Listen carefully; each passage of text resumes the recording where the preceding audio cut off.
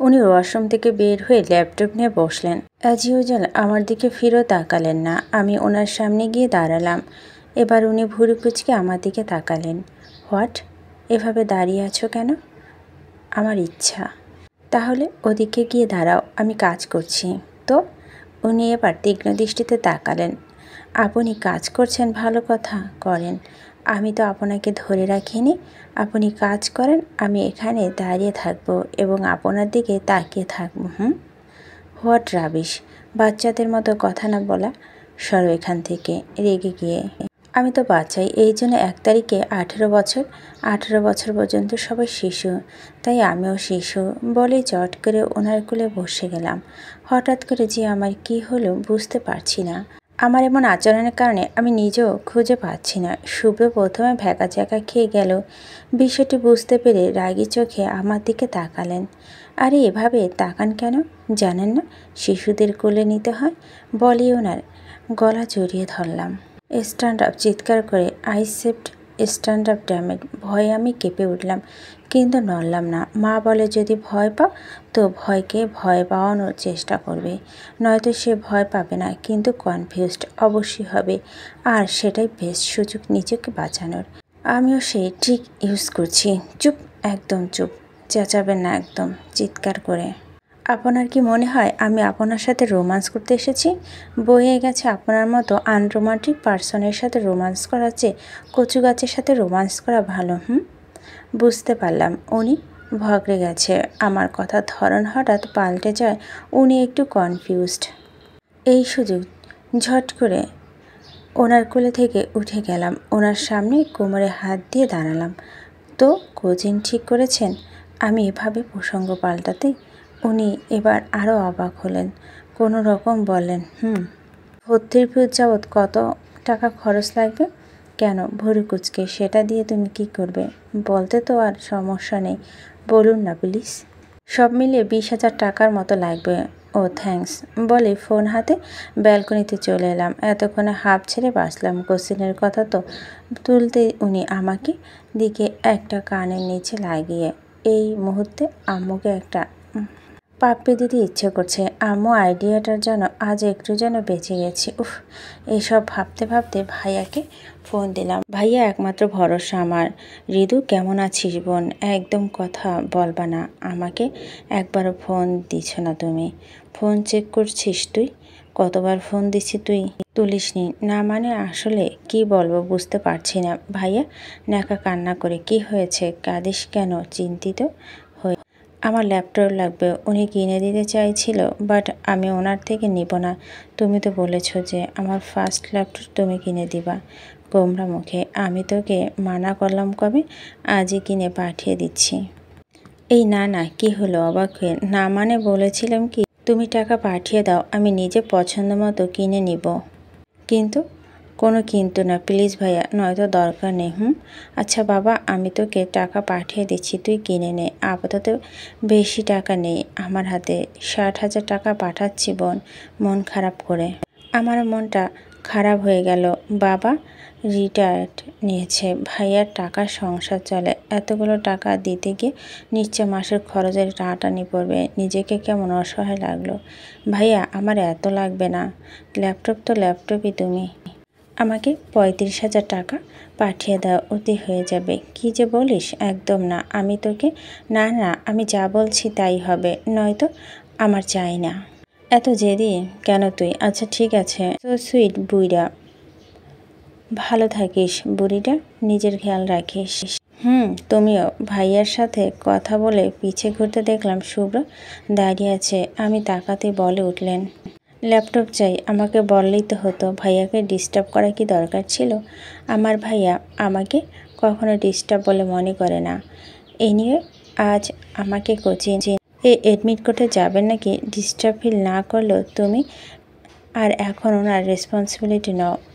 আর হ্যাঁ, বিকেলে তোমাকে নিয়ে যাব, কোচিংয়ে তৈরি থেকো। ও তাহলে বের হওয়ার আগে মনে করেন আমার থেকে ভর্তি ফিটা নিয়ে নিন প্লিজ।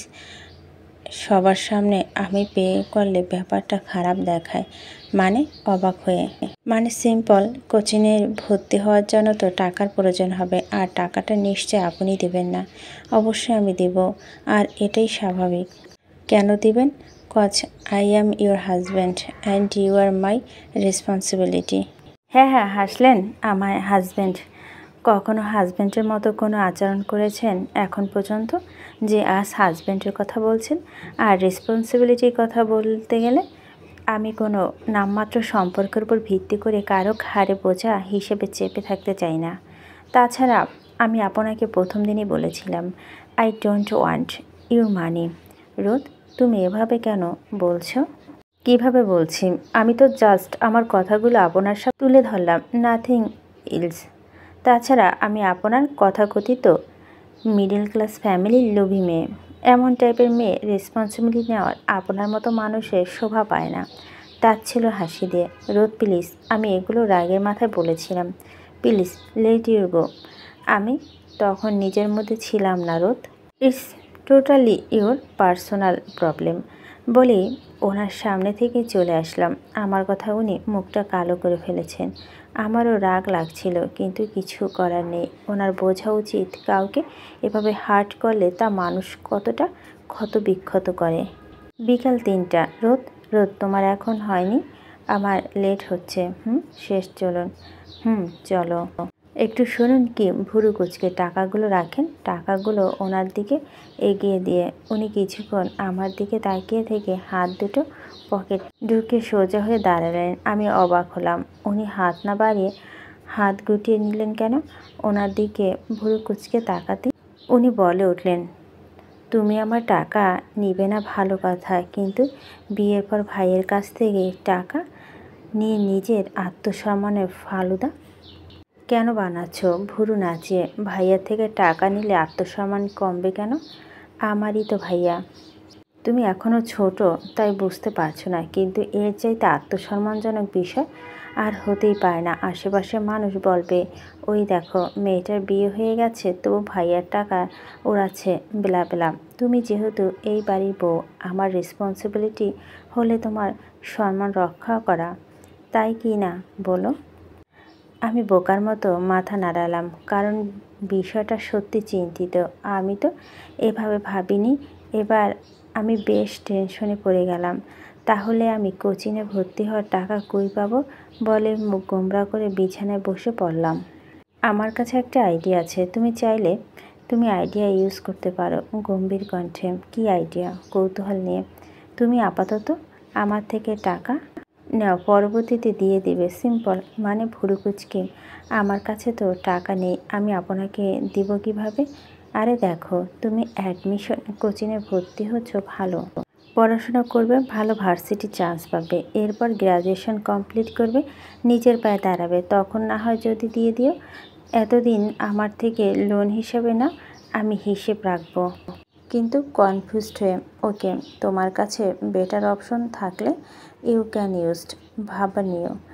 ওনার আইডিয়া আমার বেশ ভালোই লাগছে। তাই আর ঝামেলা না করে ওনার কথায় রাজি হয়ে গেলাম আর বললাম আমি অবশ্যই তার টাকা রিটার্ন করব। উনি যেন মনে না করেন আমি ওনার টাকা একেবারে নিয়ে নিচ্ছি। আমার কথা শুনে উনি মাথা নাড়িয়ে বলে উঠলেন, অবশ্যই দেবা, না দিলে তোমার নামে কেস করব। আমি তো টাকা ছাড়া মানুষ নই। আচ্ছা যাও, 1 কাপ কফি নিয়ে আসো এখন। অবাক হয়ে, এত সুন্দর আইডিয়া দিলাম, ট্রিট দিবা না? আমি ফ্রিতে কিছু করি না, গোনাও। আমিও আর কিছু বললাম না, মুখ ভেঙচিয়ে নিচে চলে গেলাম। কিন্তু ফিরে এসে যা দেখলাম তার জন্য আমি মোটেও প্রস্তুত ছিলাম না। যে শুভ্রভাই মুচকি হাসছে, ঠোঁটের কাছে থেকে ট্যাক্স নেয়, সেই শুভ্রভাই বিছানায় শুয়ে রীতিমতো গড়াগড়ি খাচ্ছেন আর পেট চেপে ধরে হাসছেন। ওনাকে দেখে মনে হচ্ছে হাসি চোটে ওনার পেটে রীতিমতো ব্যথা শুরু হয়ে গেছে, কিন্তু ওনার হাসি থামছে না। আমার জানা মতে হাসির মতো তো কিছু হয়নি, তাহলে উনি এভাবে হাসছেন কেন? হঠাৎ করে এমন কি হলো যার জন্য হাসতে হাসতে শহীদ হয়ে যেতে হবে? নীলিমার ভূত সত্যি সত্যি ঘাড়ে চাপেনি তো? আমার দোয়া যে এত তাড়াতাড়ি গ্যারেন্টেড হয় তা তো জানা ছিল না। এই আপনি এভাবে হাসছেন কেন? সন্দেহ নিয়ে। কই হাসছি না তো। হাসতে হাসতে উঠে দাঁড়িয়ে। হাসছেন না মানে? কই হাসছি না তো। এই কথাটা আপনি হেসে হেসে বললেন। তবু বলছেন হাসছেন না। ভুরু কুঁচকে। তুমি ভুল দেখছো। হাসি না, বলো আরও হাসি। এই আমাকে আপনার মগা মনে হয় নাকি যে যা বলবেন তাই বিশ্বাস করব? আপনি হাসছেন মানে হাসছেন। শুধু হাসছেন বলে ভুল হবে। আপনি তো রীতিমতো হাসতে হাসতে নাচানাচি করছেন। কাহিনী কি? ভুরু নাচে। উনি এবার আমার নাকটা হালকা টেনে দিয়ে বেরিয়ে গেলেন। যাওয়ার সময় শুধু বলেন, দেরি হচ্ছে, ঝটপট নিচে এসো। আমি তো শকড হয়ে দাঁড়িয়ে আছি। শুভ্র হাসি হাসি মুখে আমার নাক টেনে দিল। ও মাই গড, আমি কান্ট বিলিভ। ইচ্ছে তো করছে নাগিন ড্যান্স দিই, বাট ইচ্ছেটাকে আপাতত সাইডে রেখে ওনার কথা মতো ঝটপট নিচে নেমে গেলাম।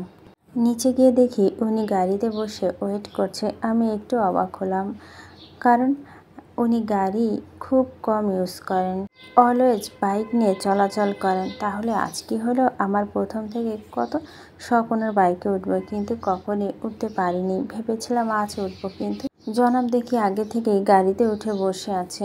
কেন রে? আমি তোর বাইকে উঠলে কি তোর বাইকের রং জ্বলে যাবে নাকি? যত সব। নিজের মনে বিড়বিড় করতে করতে গাড়িতে উঠলাম। আমি গাড়িতে ওঠা মাত্রই গাড়ি চলতে শুরু করলেন। দুজনে চুপচাপ বসে আছি। উনি কিছু বলছে না, আর আমি বলার সাহস পাচ্ছি না। পেটের মধ্যে কথাগুলো কিলবিল করছে, কিন্তু গলা পর্যন্ত আটকে যাচ্ছে।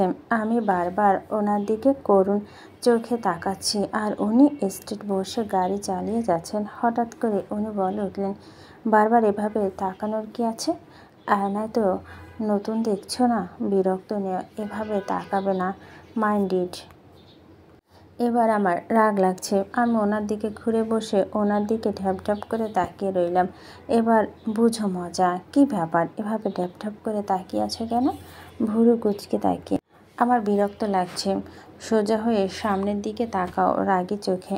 আজই পাবলিক। আরে চোখ আমার, ইচ্ছে আমার, জামাই আমার, আপনার প্রবলেমটা কি মশাই? ঠোঁট উল্টে এবার উনি আমার দিকে তীক্ষ্ণ দৃষ্টিতে তাকিয়ে, কিন্তু আমার তা নিয়ে বিন্দুমাত্র মাথা ব্যথা নেই। আমি আগের মতোই ওনার দিকে ঢ্যাপ করে তাকিয়ে আছি।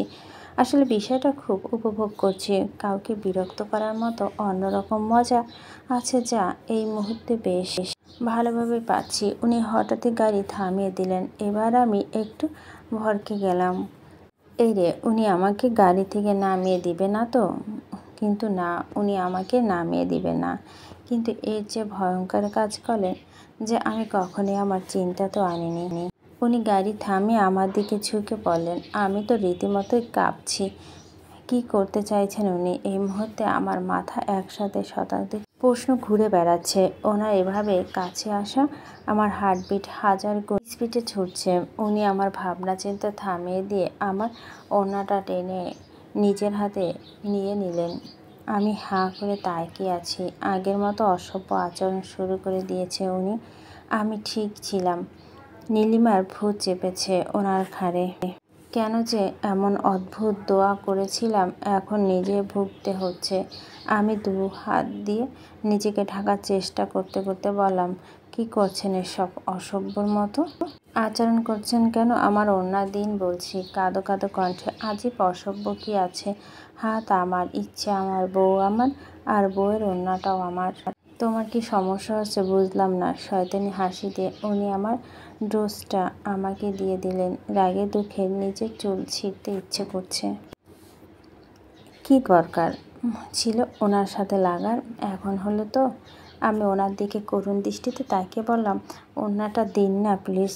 আর তাকাবো না আপনার দিকে, প্রমিস। কিন্তু খাটাস বলে কথা, এত সহজে মানবে কেন?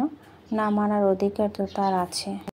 তাকাবে কি তাকাবে না সেটা তো তোমার ইচ্ছে উপর নির্ভর করছে, আর আমি ওড়নাটা দিব কি না সেটা আমার উপর নির্ভর করছে। আর এই মুহূর্তে আমার মোটেও ওড়নাটা দিতে ইচ্ছে করছে না। So sorry.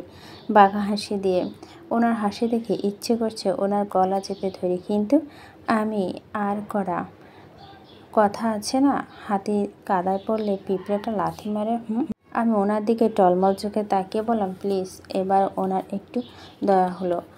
উনি বললেন, ওড়না দিব, কিন্তু একটা শর্ত আছে। আমি বাধ্য হয়ে রাজি হয়ে গেলাম। আর উনি শয়তানি হাসি দিয়ে বলে উঠলেন, গুড। শর্তটা হলো এই 1 সপ্তাহ আমি যা বলবো তুমি তাই করবা। কি রাজি তো? রাজি। আর কোনো উপায় রেখেছেন কি? বিড়বিড় করে ভেবে বলছো তো? মাথা নিচু করে আমি আর চোখে ওনার দিকে তাকালাম। উনি শয়তানি হাসি দেখে বুঝতে পারছি আমার জীবন শেষ। বাসায় ফিরেছি আর উনির দিকে আর চোখে তাকাচ্ছি। ওনার মাথায় কি চলছে তাই বোঝার চেষ্টা, কিন্তু উনি আমার চেষ্টা জল ঢেলে দিয়ে চুপচাপ ড্রাইভ করতে চলেছেন। কি আলতো হাতে ড্রাইভ করছেন উনি। ওনার হাতের উপর কেমন প্রেম প্রেম ভাব আসছে আমার। এত কিউট কেন উনি? ইচ্ছে করছে গাল দুটো টেনে দিতে, তাই একটা কিসি দিতে, কিন্তু তা কি আমার ভাগ্যে আছে নাকি? বেটা দেবদাস নীলিনী করে মরে যাচ্ছে, মুখটা গোমড়া করে বসে আছে। মনে হচ্ছে কেউ আমার সামনে চকলেট আইসক্রিম রেখে দিয়ে, বাট আমি খেতে পারছি না। কিন্তু অপর পাশ থেকে ক্রমাগত লোভ দেখে চলছে। আমাকে মন খারাপ করে থাকতে দেখে হয়তো উনি বলে উঠলেন, কি হয়েছে? কিছু করেছে যে তুমি কিছু হবে? বলে জিহ্বা কামড় দিলাম। ছি ছি, কি বলে ফেললাম। উনি অবাক হয়ে আমার দিকে তাকিয়ে থেকে ভুরু কুঁচকে বলে উঠলেন, কি বললাম? কই কিছু না তো। ভ্যাকাচাকা খেয়ে বাচ্চা একটা মেয়ে মুখে এত বাজে কথা কোথা থেকে আসে? রাগী কণ্ঠে, এই শুনুন, আমি মোটেও বাচ্চা নই, যথেষ্ট অ্যাডাল্ট। আমার তো বিয়ে হয়ে গেছে। ভাব নিয়ে। এবার উনি হু হু করে হেসে দিলেন। আমার আবারও নীলিমার ভূতের কথা মনে পড়ে গেছে। আল্লাহ, এখন তো আরও রাত, যদি উনি আমাকে মেরে ঠেরে ফেলেন। হায় আল্লাহ ভেবেই গাড়ি দরজা সাথে লেগে বসে সন্দেহ দৃষ্টিতে ওনার দিকে তাকিয়ে বলে উঠলাম, কি ব্যাপার, হাসছেন কেন? তুমি অ্যাডাল্ট? Like seriously? এখনও নাক টিপলে দুধ বের হবে আর বলছে কি না আমি অ্যাডাল্ট? হা please don't make me love. আমি তোমার থেকে 5 বছরের বড়, ওকে? এবার আমার রাগ লাগছে, উনি আমাকে অপমান করছে। এক্সকিউজ মি, আপনি বুইড়া বলে যে সবাই বাচ্চা হবে তা কিন্তু নয়, ওকে? হাত দিয়ে নাক ঘষে। কি আমি বুইড়া? অবশ্যই আপনি বুইড়া। আমি বাচ্চা হলে আপনি 100% খাঁটি বুইড়া। মুখ ভেঙ্গিয়ে। Are you met? তোমার চোখ কি সমস্যা আছে? আমার মতো হট অ্যান্ড হ্যান্ডসাম ছেলেকে তোমার কাছে বুইড়া মনে হয়? তুমি জানো মেয়েরা আমাকে দেখে ফিদা হয়ে যায়। রিয়েলি? Nice joke. আপনি হট অ্যান্ড হ্যান্ডসাম হলে পৃথিবীর সব হ্যান্ডসাম ছেলেরা সুইসাইড করবে। শুধু তাই না, আই থিঙ্ক হ্যান্ডসাম শব্দটা আপনার নিজের হ্যান্ডসাম দাবি করার লজ্জা পাচ্ছে। প্লিজ তার প্রতি রহম করুন, হাত জোর করে। আর কি জানি বলছেন ফিদা? কই আমি তো ফিদা হলাম না। তোমার মধ্যে মেয়ে টাইপের কিছু আছে নাকি যে ফিদা হবে? দাঁত দাঁত চেপে, মানে চিৎকার করে। চেঁচাও কেন? ঠিকই তো বলছি, তুমি মেয়ে না ছেলে এটা বুঝতে সবার 2 দিন সময় লাগবে। আমি এবার কেঁদেই দিলাম। উনি কি করে পারলেন আমাকে এত বাজে কথা বলতে? খাটাস একটা। এই কাঁদো কেন? তো আপনি ওভাবে বললেন কেন? তুমিও তো বলছো আমায় আমি কান্না করছি। এমন প্রুফ হলে তুমি বাচ্চাদের মতো ফেস করে কাঁদছো। ওনার সাথে ঝগড়া করতে করতে বাসায় এসে পৌঁছালাম। ছেলেরা যেভাবে কোমর বেঁধে ঝগড়া করে জানতাম না। ডিনার করে রুমে এসে ফ্রেশ হয়ে যেন না বিছানায় বসতে যাব অমনি উনি বলে উঠলেন, রোদ, এই রোদ, কি হয়েছে? বিরক্তি নিয়ে কফি খাবো তো আমি খাওয়াইয়া দেব? রাগী কণ্ঠে, জি না, শুধু নিয়ে এসো দিলেই চলবে গো। রাগে ছিটতে কফি এনে ওনাকে দিতে যাব, তখনই বলে উঠলেন, এনেছো? অ্যাকচুয়ালি রোদ, প্রতিদিন কফি খেতে খেতে বোর হয়ে গেছি, তুমি বরং চা করে এনো যাও। কথাটা বলে ল্যাপটপটা কোলে নিয়ে কাজ করতে লাগলেন। মেজাজ আমার ব্যাপক গরম হয়ে আছে। একে তো বাইরে থেকে আসছে, একটু রেস্ট নিব, তা না, এই সাদা বিড়াল আমাকে খাটিয়ে মারছে। কিছু না বলে গেলাম নিচে।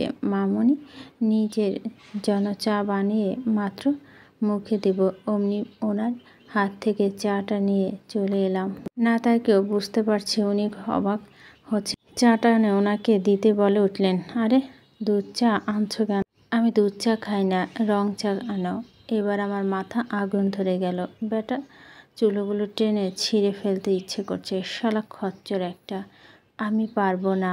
আপনার সব কথা শুনতে হবে নাকি? আজিব চিৎকার করে। হ্যাঁ শুনতে হবে। তুমি তো ভুলে গেছো গাড়িতে বলছিলাম আমার সব কথা শুনে চলবে। দাঁত কেলে যাও যাও নিয়ে এসো। আজ থেকে ওড়না পরতাম না। আর ওড়না যতই নষ্ট গোড়া। রাগে যেন আমার মাথা ফেটে যাচ্ছে। উফ, লোকটা কি ইরিটেটিং। রাগে ফোঁসতাতে ফোঁসতাতে নিচে নামলাম। এবার মামনির সাথে বসে আছে। মামনি আমাকে দেখে তাড়াতাড়ি চায়ে চুমুক দিলেন। আমি সোজা আরিফ চাচার সামনে দাঁড়ালাম। উনি মামুকে চা দিচ্ছিলেন। মামু উইদাউট সুগার রং চা খান জানতাম, তাই ওনার হাত থেকে চাটা নিয়ে নিচে বসে থাকা সবাইকে দ্বিতীয়বারের মতো অবাক করার সুযোগ করে দিয়ে ওখান থেকে কেটে পড়লাম। এবার রুমে গিয়ে সোজা ওনার সামনে দাঁড়ালাম। উনি কিছু বলতে যাবে তার আগে চাটা টেবিলে রেখে ওনার হাত থেকে ল্যাপটপটা ছিনিয়ে নিয়ে কলার চেপে ধরে রাগী গলায় বলে উঠলাম, এবার যদি না খাচ্ছিস তো তোর মাথায় ঢালুম চা, বুঝেছিস? বলেই কলার ছেড়ে ওনার হাতে চায়ের কাপটা ধরিয়ে দিয়ে কোমরে হাত দিয়ে দাঁড়ালাম। উনি আর কিচ্ছু বললেন না, চুপচাপ খেয়ে নিলেন। ওনার মুখের অবস্থা দেখে রাগ ভুলে হু হা করে হেসে দিলাম। ইচ্ছে করছে কিন্তু নিজেকে সামলে নিতে বিছানায় শুতে চলে গেলাম। বিছানার কাছে গিয়ে দাঁড়াতে উনি বলে উঠলেন, বিছানা নয়, তুমি সোফায় শোবা। আমি অবাক হয়ে ওনার দিকে তাকালাম, কারণ এই কয়েকদিনে এক বিছানায় থেকেছি। আজ হঠাৎ কি হলো?